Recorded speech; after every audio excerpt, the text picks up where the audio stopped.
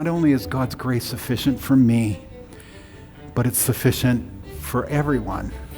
And there's not room for me to say that there are some people who don't deserve grace. We want people to come to repentance and change and serve the living God, and they all lived happily ever after. And then I'd have to figure out whether I wanted to tell them about chapter 4 the next night. Because chapter 4 doesn't fit well into a kid's story because it's very adult content.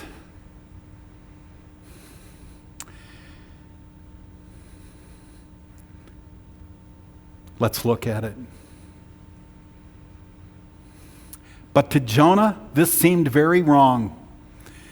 And he became very angry. He prayed to the Lord, "Isn't this what I said, Lord, when I was still at home? That is what I tried to forestall by fleeing to Tarshish. I knew that you're a gracious and compassionate God, slow to anger and abounding in love, a God who relents from sending calamity. God, I know who you are. I was trying to protect you from yourself. You're doing a wrong thing here. You're forgiving these people, and they don't deserve it.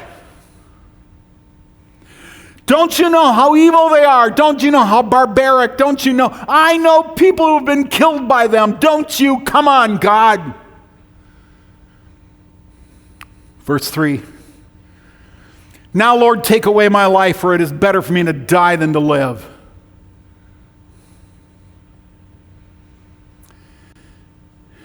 And in verse 4, God says, "Is it right for you to be angry?" There's no reply. The unspoken reply is Jonah saying, "You're dang tootin', I have every right to be angry. Not only did you do this horrible thing, you used me in the process. You had me speak those words to these barbarians. How dare you?" Verse 5. "So Jonah went out and sat down at a place east of the city. There he made himself a shelter and sat in its shade and waited to see what was going to happen in the city. After all, he had said that in 40 days they were going to be overturned." So Jonah, and I put my arms like this because I know that Jonah had his arms crossed. I'm just going to sit here and wait and see. You got 40 days, God. You said they were going to be overturned. I want to see them overturned. And the Hebrew word for overturned is a really interesting one because it has both a positive and a negative understanding to it. And the negative understanding of overturned would be like if your car overturned. That's a bad thing. But a good thing is that if your pancake is done on one side and it needs to be overturned, that's a good thing. Or maybe even a better example is if your ground is hard and it needs a plow to go through it and turn the soil over so that new growth can grow, it needs to be overturned. And Jonah is sitting on the side of the hill with his arm crossed, waiting to see if God was going to overturn the city. And the truth of the matter is, he already had.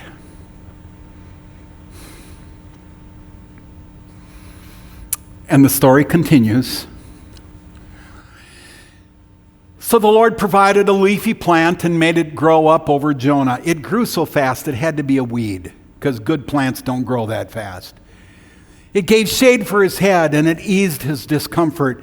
And Jonah was happy about this plant." It's the only time in the whole book where Jonah's happy.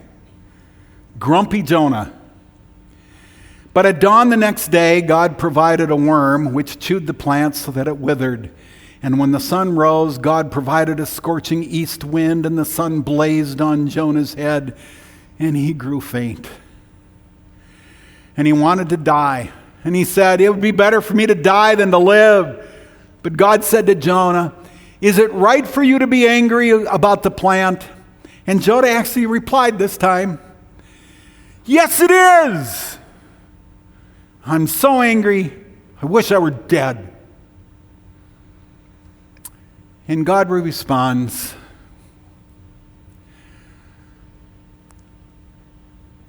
You have been concerned about this plant, though you did not tend to it or make it grow.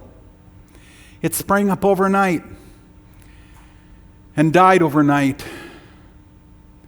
And should I not have concern for the great city of Nineveh, in which there are some 120,000 people who, morally speaking, don't know their right hand from their left? Plus, there's all the livestock as well. And the next verse says, there is no next verse. Wouldn't it be cool if the next verse said, and Jonah said, "Oh, I'm such an idiot. I'm sorry." But the story writer writes the story in such a way that the verse that isn't here is actually a mirror. And it's to be held up to everyone who reads it or hears the story and says, "Do you look something like Jonah?"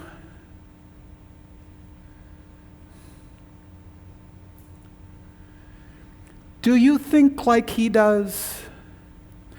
Oh, not quite in the open rebellion or running from east to the west. But have you closed your heart to what's really important? And have you decided that you know what's best instead of what God knows best? Have you decided that there are some people that just don't deserve to be forgiven?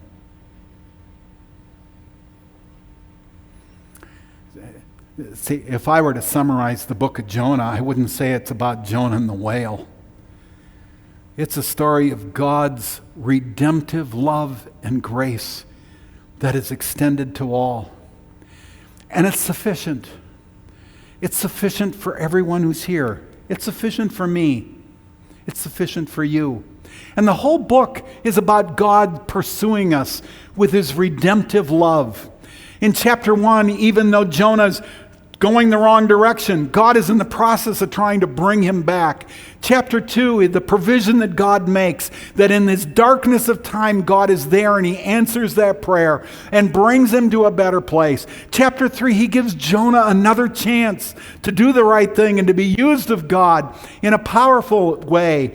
Then he reveals his redemptive plan again to these people, 120,000, and he allows them to turn. And it just over and over, it's a story of God's grace. Even chapter 4, when you got this pouting prophet who's angry because he's not getting his way, that God is continuing to offer opportunities of redemption to come and find a better place. And it just lets me know that for the guys I meet with on Thursday nights, and for a guy like me, and for a person like you, God's grace is sufficient. And you've maybe given up on yourself and decided, I can't do anything about this. But God can. God can. And he wants to meet with you. And then the other side of the coin is not only is God's grace sufficient for me, but it's sufficient for everyone. And there's not room for me to say that there are some people who don't deserve grace. Because as soon as I say that, I've pretended that grace is something that's earned and deserved.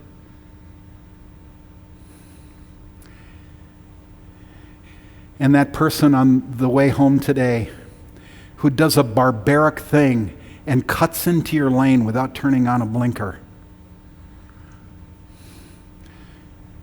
God's grace is sufficient for them. And is your first response one of grace? Oh, I'm sorry, they must not have seen me. Or is it one of, stupid person, pay attention when you drive? And when that neighbor has a sign up on their yard that communicates to you that they vote for the wrong political party, or hold some value in their life that is just abhorrent to you, when you drive by, is your first thought, I hope God strikes them dead? Or is your first thought, I wonder how God could use me in a redemptive moment in their life? I wonder how I could serve them.